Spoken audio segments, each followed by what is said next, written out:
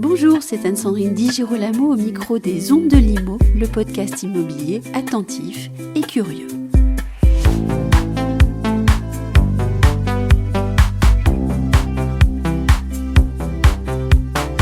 Alors je pense que commencer le prochain quinquennat avec un plan de relance du logement serait absolument formidable.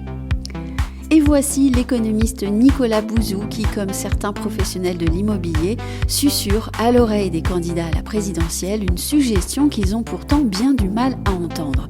Faut-il mettre en œuvre un plan de relance du logement et sous quelle forme ? Depuis plusieurs années, l'idée en France fait son chemin. Certains économistes, dont Nicolas Bouzou, militent désormais ouvertement pour la mise en œuvre d'un plan de relance du logement. On n'a pas eu de plan de relance du logement. Donc c'est quelque chose qui manque, je dirais, dans l'architecture des plans de relance. La deuxième chose, c'est que les plans de relance qu'on a faits, et on a eu raison de les faire, mais ont coûté beaucoup d'argent aux finances publiques.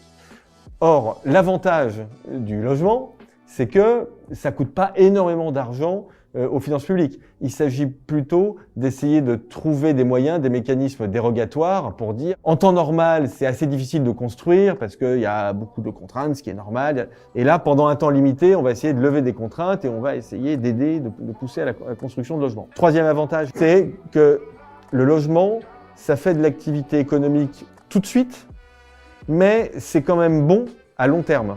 Quand on construit des logements écologiques, par exemple, à partir du moment où on a une mise en chantier, et même un peu avant d'ailleurs, mais enfin bon, disons à partir de la mise en chantier, il va falloir faire travailler du monde. Donc ça fait de l'activité extrêmement vite. Mais quand on construit un bon logement, bien isolé, avec un bon système d'énergie, ça va durer des dizaines d'années. Et en même temps, ça augmente le bien-être d'une nation. Donc pour toutes ces raisons, vraiment, en tout cas moi je militerais pour qu'il y ait un plan de relance très rapidement après l'élection législative. Malheureusement, malgré les appels de certains syndicats professionnels, les candidats à la présidentielle semblent avoir perdu leur intérêt pour certains sujets, dont le logement. L'enjeu est pourtant vif et à ce point sensible que désormais vient à l'esprit de bon nombre de professionnels de l'immobilier l'idée que le logement pourrait être au cœur et à l'origine d'une crise sociale. L'initiative du groupe Consulteam doit, dans ces conditions, être remarquée et encouragée. Consulteam qui organise, le 17 mars 2022, un grand débat en présentiel dans 6 villes françaises, en présence d'invités politiques et économiques et d'experts de l'immobilier et de l'investissement. Le Consulteam Live, c'est le titre de l'événement, se déroulera à Paris, Lyon, Montpellier, Nice, Strasbourg et Nantes. Les inscriptions sont ouvertes à tous les professionnels du secteur de l'immobilier et de l'investissement.